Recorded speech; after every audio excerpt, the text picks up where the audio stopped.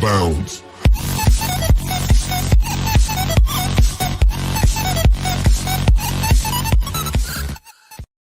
Results from scientific method, the application of the correctness, we talk about correctness by applying the scientific method, automatically we can say that there is precision.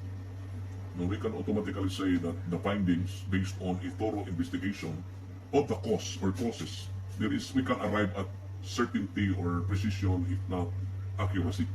So arranged. Dapat it should be arranged just like in a ladderized step by step.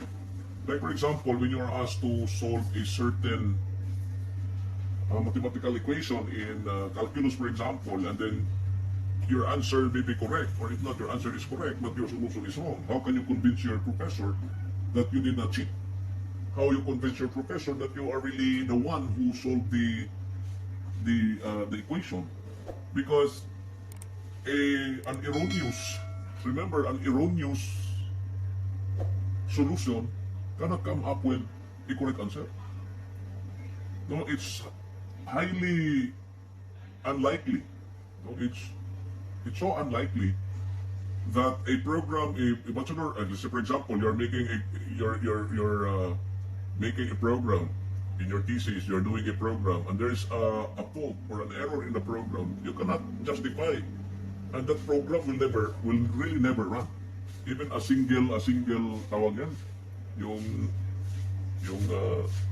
yung letter lang na kulang dyan sa program, hindi talaga papasok yan. Just like when you type a password, kahit balik-balikin mo yan, kasi very case sensitive, naidat niya nga kulang, bisan balik-balikon, pag mo kanagan, if there is an error in typographical error, when you log in, you cannot enter into that particular site.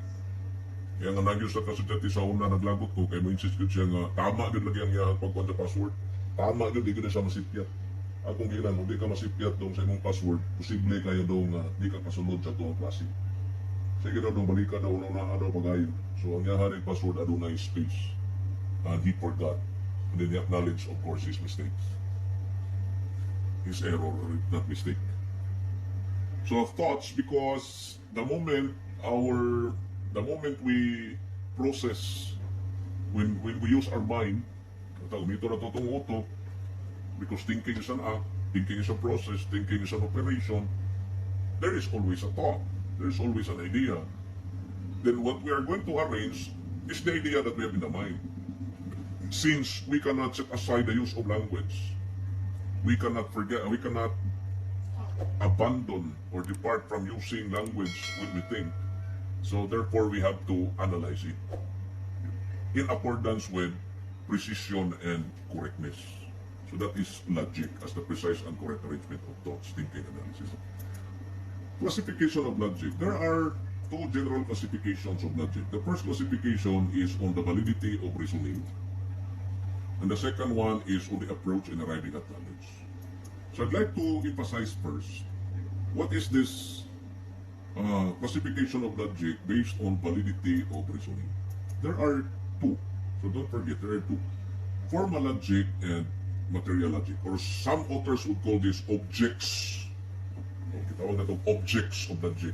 We have formal object, material object. But in our case, we're trying to look at it as a classification, and we have a different perspective when we discuss when it comes to formal validity and material validity. One important thing you have to note in reading what is formal logic is the root word of formal is form. When we talk about formal, we are actually dealing here with valid. I'd like to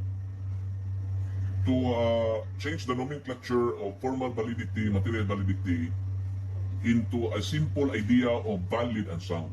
When we talk about formal, we are dealing here with valid or validity. When we talk about material, we are dealing there with soundness or sound. What is formal? Formal simply means in conformity with the structure of correct argument. Remember, in our definition, precise and correct arrangement, I'd like to pick up the idea of correct. When we talk about correct, we are referring to valid. What makes thinking valid, or what makes an argument valid what constitutes a correct argument or valid argument when it follows certain structure, when it follows the rules, when it follows the laws. Basically, when it follows the method. So there is a method, there is a process, there is a structure to be followed. Just like in engineering. When you are asked to build a 3-story building, you cannot automatically put all the beams and what we call that, yung mga haligi niya, yung foundation, and then you start putting the roof on the 3rd floor or concreting the 3rd floor. You cannot do that because that's not the way we do in engineering. There is a certain way of doing that. Just like when you answer a mathematical equation, same is true. Kaya nga, a lot of students would ask, actually, studying calculus and any other mathematics don't have practical applications in the moment we practice engineering. No, you are wrong.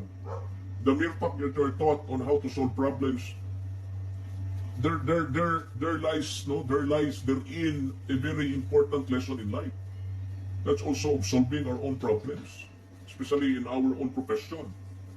It teaches us how to deal with what is correct and what is proper, how to solve.